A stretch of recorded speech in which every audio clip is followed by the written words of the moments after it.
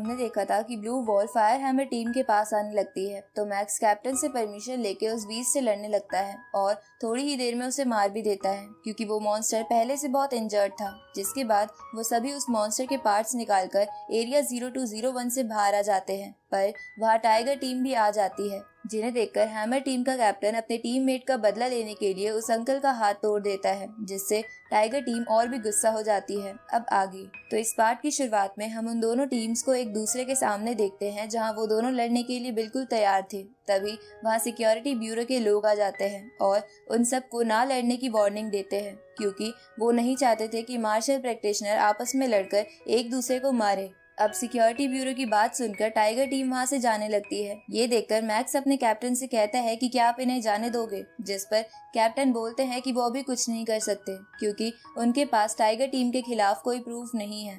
आगे वो सब उस बंदे को लेकर हॉस्पिटल जाते हैं जिसका हाथ कट गया था, जहाँ कैप्टन को अपने टीम मेंबर की ऐसी हालत देखकर अच्छा नहीं लग रहा था। तो वो बंदा कैप्टन से बोलता है कि आपको चिंता करने की कोई जरूरत नहीं है, पर तभी वो बंदा खुद रोने लगता है और बोलता है कि वो मार्शल प्रैक्टिशनर बना रहना चाहता है। ये सुनकर कैप्टन उस बंदे से कहता है कि तुम रो मत, हो सकता है उस बायोलॉजिकल इंस्टीट्यूट में तुम्हारे लिए एक रोबोटिक हाथ मिल जाए, जिनका आज हमने असाइनमेंट पूरा किया था। अब वो सब उस बंदे के साथ उस HR अलायंस नाम के बायोलॉजिकल इंस्टीट्यूट में आ जाते हैं, जहां पहुंचने पर कैप्टन उस मैनेजर से कहता है कि आपके असाइनमेंट को पूरा करते हुए मेरे टीममेट का हाथ कट गया है, तो हम यहाँ ये जानने के लिए आए थे कि क्या आपके इंस्टीट्यूट में कोई रोबोटिक हैंड मिल सकता है जो मेरे टीममेट के रियल हैंड को रिप्लेस कर सके। ये सुनकर वो मैनेजर कैप्टन से कहता है कि हमारे पास ऐसा हैंड तो है, पर वो सिर्फ नॉर्मल लोगों के लिए है, ना कि प्रैक्टिशनर के लिए, क्योंकि प्रैक्टिशनर को अपने हैंड में ज्यादा स्ट्रेंथ चाहिए होती है। इसके बाद वो मैनेजर कैप्टन से कहता है कि हालांकि कोई रोबोटिक हैंड तो नहीं है, पर एक ट्रेजर है जो इसका हैंड ठीक कर सकता है,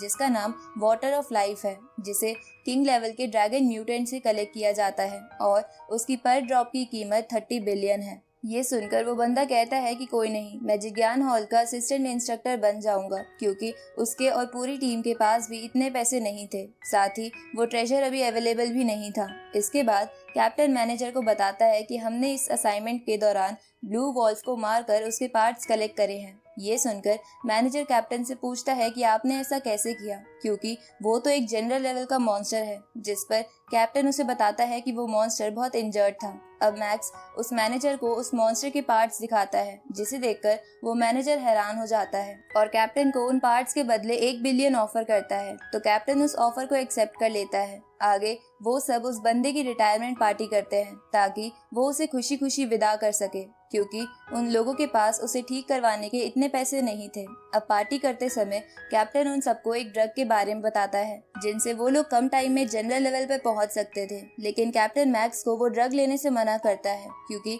उस ड्रग के कुछ साइड इफेक्ट्स भी थे, लेकिन बाकी सब वो ड्रग्स ले सकते थे क्योंकि उनकी एज ज्यादा हो गई थी, इसलिए उन्हें अपनी इतनी चिंता नहीं थी। इसके बाद वो सब अपने अपने घर चले जाते हैं, जहाँ मैक्स को वापस देखकर उसके पेरेंट्स बहुत खुश हो जाते हैं। आगे हम मैक्स को उसकी ट्रेनिंग करते हुए देखते हैं, जहाँ मेडिटेशन के दौरान मैक्स को पता चलता है कि उसकी स्पिरिचुअल पावर इंटरमीडिएट स्टेज पर पहुंच गई है। ये जानकर मैक्स डिसाइड करता है कि अब से वो अपनी फिजिकल स्ट्रेंथ पर भी ध्यान देगा, क्योंकि वो स्पिरिचुअल पावर को ज्यादा लोगों के सामने इस्तेमाल नहीं कर सकता था। अब मैक्स ये सोच ही रहा था कि तभी मैक्स को कैप्टन कॉल करके HR अलायंस यानी उस बायोलॉजिकल इंस्टीट्यूट में बुलाते हैं, तो मैक्स वहां चला जाता है, जहां कैप्टन मैक्स को कुछ नए और अच्छे नाइफ्स गिफ्ट करते हैं, क्योंकि ब्लू वॉल्फ से लड़ते समय मैक्स के पुराने नाइफ टूट गए थे, साथ ही नए नाइफ्स पहले वालों से ज्यादा अच्छे थे। अब उन नाइफ्स को देखकर मैक्स उन्हें फ्री में लेने से मना करता है, पर कैप्टन की ज्यादा फोर्स करने पर वो मान जाता है। तभी मैक्स को वहाँ ईवा दिखती है, तो मैक्स उसके पास जाता है, जहाँ ईवा मैक्स को एरिया 0201 से सेफली वापस लाने के लिए थैंक्स बोलती है और अपने वर्क की वजह से वहाँ से चली जाती है, क्योंकि ईवा अपने फ्री टाइम में HR अलायंस के असिस्टेंट मैनेजर का काम करती थी। थोड़ी देर बाद वहाँ पर ईवा का भाई आता है, जो मैक्स को देखकर समझ जाता है कि उसी ने ईवा की जान बचाई थी, इसलिए वो भाई मैक्स को थैंक्स बोलकर ईवा के पास चला जाता है। लेकिन असलियत में वो भाई बहुत ही एरोगेंट था, जिसे अपने पैसे पर बहुत घमंड था। अब उस भाई के जाने के बाद मैक्स मैनेजर से ईवा की फैमिली के बारे में पूछता है, जिस पर मैनेजर मैक्स को बताता है कि ईवा की फैमिली इस कंट्री की टॉप 9 फैमिलीज में से एक है। ये सुनकर मैक्स चौंक जाता है, क्योंकि उसे नहीं पता था कि ईवा इतनी अमीर है। उसी वक्त वहाँ टीवी पर एक न्यूज आती है कि जनरल लेवल का मॉन्स्टर बैरियर्स को तोड़कर शहर में घुस आया है। तो मिलिट्री जेट्स उस मॉन्स्टर को मारने जाते हैं, पर वो मॉन्स्टर उन मिलिट्री जेट्स को डिस्ट्रॉय कर देता है। ये देखकर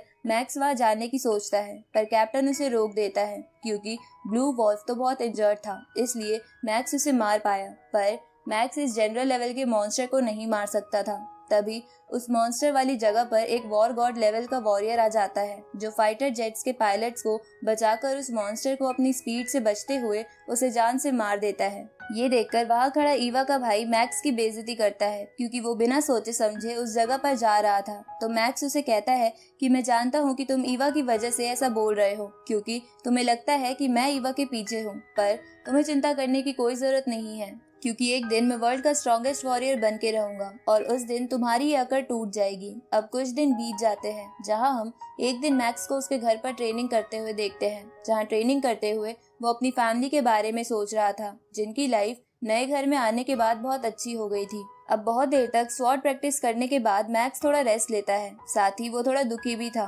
क्योंकि इतनी प्रैक्टिस के बाद भी वो अपनी नई स्वॉर्ड टेक्निक में सेकंड लेवल पर नहीं पहुंच पा रहा था। इसलिए मैक्स डिसाइड करता है कि वो एरिया 0201 में जाकर मॉन्स्टर से लड़के अपनी ट्रेनिंग करेगा क्योंकि उसे लग रहा था कि शायद घर पर ट्रेनिंग करने की वजह से उसकी ट्रेनिंग में कुछ इम्प्रूवमेंट नहीं आ रहा है। अब मैक्स ये बात अपनी टीम को बताकर अपने वेपन के साथ एरिया 0201 के बैरियर के पास आ जाता है, जहां मैक्स उस बैरियर की सिक्योरिटी कर रहे मिलिट्री ऑफिसर से उस एरिया में जाने का परमिट मांगता है। तो वो मिलिट्री ऑफिसर मैक्स को वो परमिट देकर उसे कहता है कि जब तुम उन मॉन्स्टर को मार दो तो यहाँ उनके ईयर्स ले आना, जिससे तुम्हें मिलिट्री की तरफ से प्राइजेस भी मिलेंगे। अब मैक्स उस एरिया में जाकर बहुत सारे मॉन्स्टर्स को मारता है और उनके ईयर्स लाकर उस ऑफिसर को दे देता है, जिसे देखकर वो ऑफिसर चौंक जाता है क्योंकि वो बहुत सारे ईयर्स थे। अब धीरे धीरे ऐसे ही चलता रहता है जहाँ मैक्स मॉन्स्टर को मारकर अपनी ट्रेनिंग करता था और मॉन्स्टर्स के मर जाने पर उनके ईयर्स उस मिलिट्री ऑफिसर को दे देता था, जिसकी वजह से मैक्स एक हफ्ते में ही उस बैरियर पर काम कर रहे सभी लोगों के बीच बहुत फेमस हो जाता है क्योंकि उसने इतने कम समय में 1000 से भी ज्यादा मॉन्स्टर्स मार दिए थे। एक दिन हम देखते हैं कि बहुत सारे म्यूटेंट रैट्स एरिया 0201 की तरफ आ रहे थे। अगले दिन मैक्स उस एरिया में फिर से जाता है जहां वो देखता है कि वो म्यूटेंट रैट्स किसी लो लेवल प्रैक्टिशनर के पीछे थे। तो ये देखकर मैक्स उस प्रैक्टिशनर को बचाने के लिए जाता है। इस तरफ उन रैट्स के बारे में सबको पता चल जाता है, इसलिए न्यूज में अनाउंसमेंट की जाती है कि 10 बिलियन रैट्स एरिया 0201 से सिटी की तरफ आ रहे हैं। इसलिए मिलिट्री जेट्स जल्द से जल्द वहां जा रहे हैं ताकि वो एरिया 0201 में फंसे प्रैक्टिशनर्स को बचा सके। दूसरी तरफ मैक्स उस प्रैक्टिशनर को बचाकर वहां से भागने लगता है, पर थोड़ी ही देर में वो रैट्स उन दोनों को घेर लेते हैं, जिसकी वजह से मैक्स घबरा जाता है। तभी वहाँ वॉर गॉड लेवल का वो वॉरियर आ जाता है जिसे हमने पिछले पार्ट में देखा था। अब वो वॉरियर अपनी स्वॉर्ड के लाइटनिंग अटैक से उन सभी रैट्स को मार देता है जिन्होंने उन दोनों को घेर रखा था। ये देखकर मैक्स चौंक जाता है। तभी वो वॉर गॉड वॉरियर मिलिट्री से कांटेक्ट करके स्टेटस पूछता है, जिस पर मिलिट्री उस वॉरियर को बताती है कि उन्होंने बैरियर से बहुत से लोगों को निकाल लिया है, पर अभी भी वहाँ बहुत से लोग फंसे हुए हैं और फाइटर जेट्स को भी वहाँ पहुँचने में कम से कम 10 मिनट लगेंगे। उसी वक्त वॉरियर देखता है कि वहाँ और रैट्स आ रहे थे, इसलिए वो वॉरियर उन रैट्स को अपनी ओर करके एक ब्रिज पर आ जाता है क्योंकि अगर वो ऐसा नहीं करता तो वो रैट्स बैरियर को तोड़कर सिटी में घुस जाते।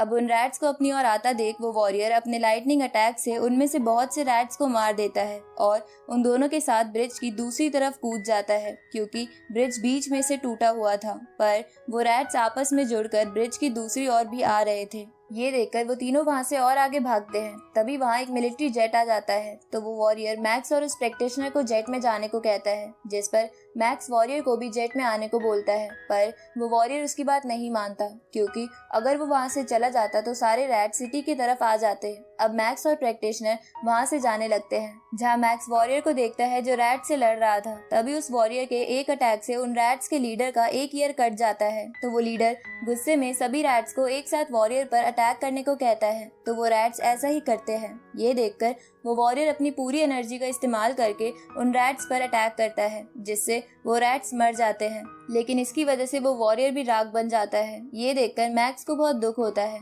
इधर न्यूज में ये बता दिया जाता है कि वॉर गॉड लेवल ने खुद को सेक्रीफाइस करके पूरी सिटी को बचा लिया है। आगे मैक्स उस प्लेन से उतर के सोचता है कि वो बहुत ज्यादा वीक है और वो इंसानों को नहीं बचा सकता, इसलिए वो वहीं पर अपनी ट्रेनिंग चालू कर देता है। लेकिन वॉरियर की मौत देखकर वो बिल्कुल टूट गया था, जिसकी वजह से उसका प्रैक्टिस में मन नहीं लग रहा था। साथ ही वो अपनी स्वॉर्ड टेक्निक से फ्रस्ट्रेटेड था, जिसमें वो सेकंड लेवल पर अभी तक नहीं पहुंच पाया है। अब मैक्स खुद को शांत करके उस वॉरियर के मूव्स को याद करता है, जिसके बाद मैक्स वैसे ही अपनी स्वॉर्ड को इस्तेमाल करने की कोशिश करता है, जिसकी वजह से वो थोड़ी ही देर में सेकंड लेवल पर पहुंच जाता है। इधर वो अंकल भी मैक्स को ये करता देख लेता है, जो वहीं पर था। इसलिए वो अंकल सोचता है कि अब वो मैक्स को नहीं हरा सकता, क्योंकि मैक्स ने लाइटनिंग स्वॉर्ड टेक्निक के सेकंड लेवल को अनलॉक कर लिया है। ये सुनकर उसके साथ बैठा कैप्टन अंकल से कहता है कि तुम टेंशन मत लो, मैं ऐसे स्ट्रॉन्ग बंदे को ढूंढ लूंगा जो मैक्स को आराम से मार सके। और उस कैप्टन के ये कहते ही ये पार्ट यहीं खत्म होता है।